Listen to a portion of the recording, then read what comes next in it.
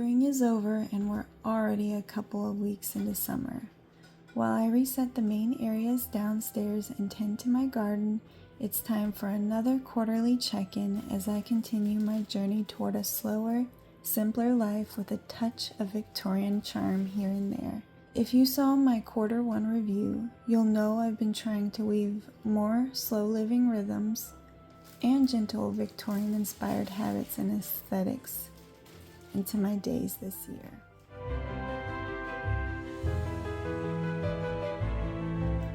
But if I'm honest, quarter two didn't go quite how I had hoped. At the beginning of the quarter, I had all these grand plans to primarily focus on my health and physical appearance, to glow up Victorian style, with a secondary focus on home management. In essence, I pictured myself embracing a more nourishing lifestyle, refining my personal appearance, and getting my home just a little closer to the cozy space I imagine when I think of Victorian-inspired living. But reality looked a bit different. Most of the quarter ended up being shaped by a lingering season of depression, the kind that makes even the smallest tasks feel overwhelming. There were stretches of time when simply keeping up with daily life felt like enough, and sometimes even that felt like too much. The mental fog, low energy, hopelessness, and lack of motivation that often come with depression made it hard to follow through on many of the goals I had set. So this review won't be filled with long lists of accomplishments. Instead, it's more of a gentle reflection and a reminder that slow living isn't only about doing more wholesome things, but also about giving ourselves grace during the hard seasons. That said, there were still some small victories along the way.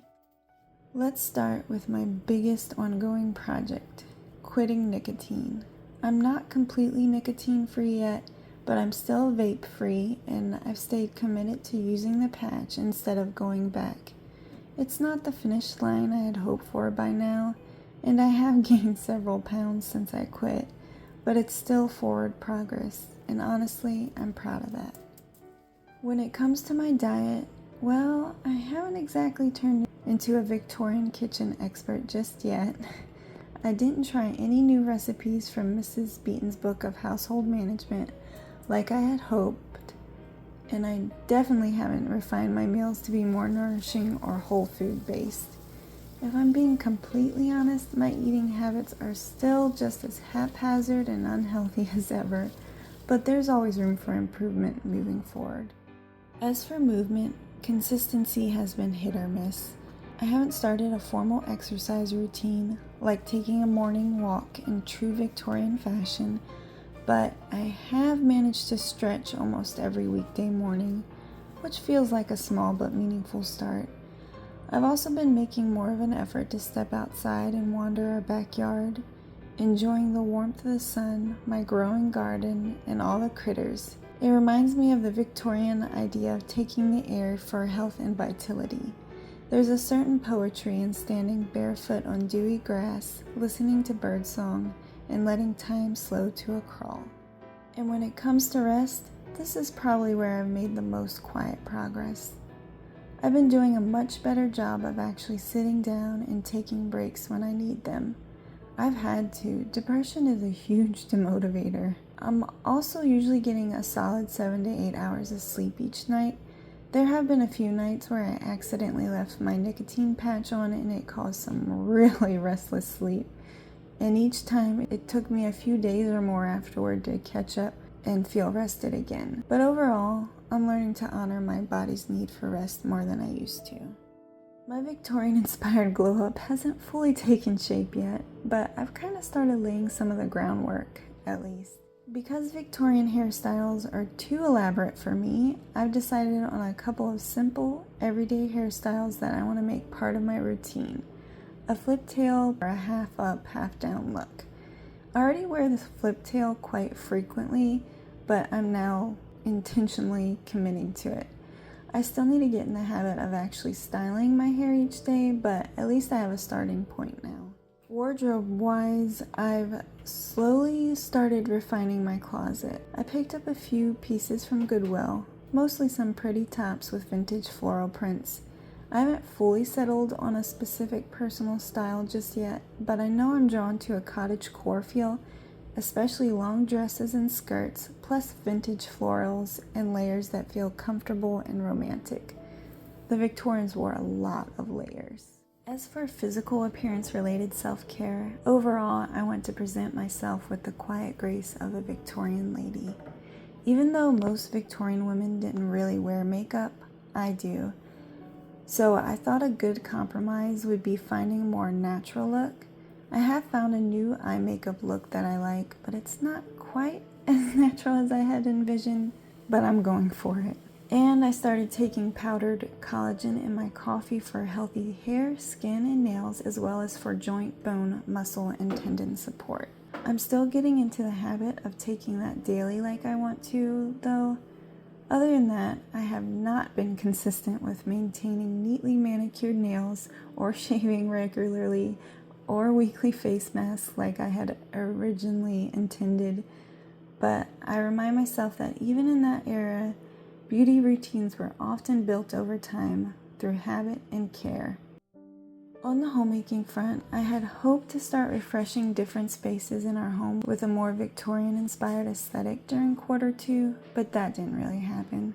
I did try to start the entryway refresh, but I just didn't have the energy for bigger projects.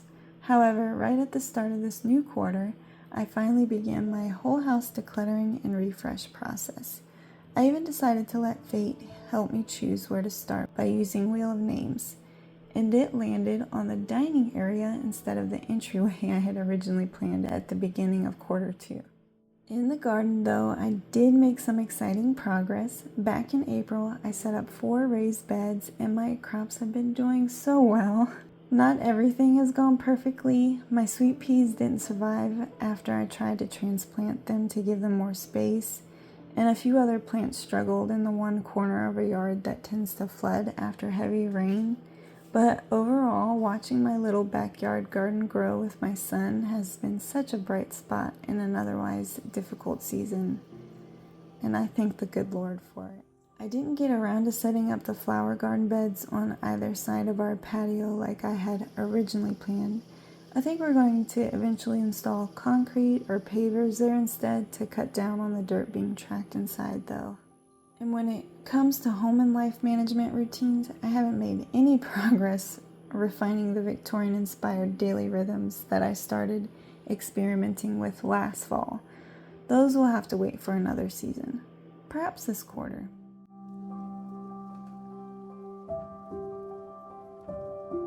Now that I'm feeling more like myself again, I am very hopeful for Q3. I want to keep focusing on creating a beautifully functional home, continue easing into a healthier lifestyle, and hopefully build on some of those small personal style changes I've started. But most importantly, I want to keep offering myself grace. Some seasons are for thriving and some are for surviving, and both are part of the journey toward a slower, simpler life.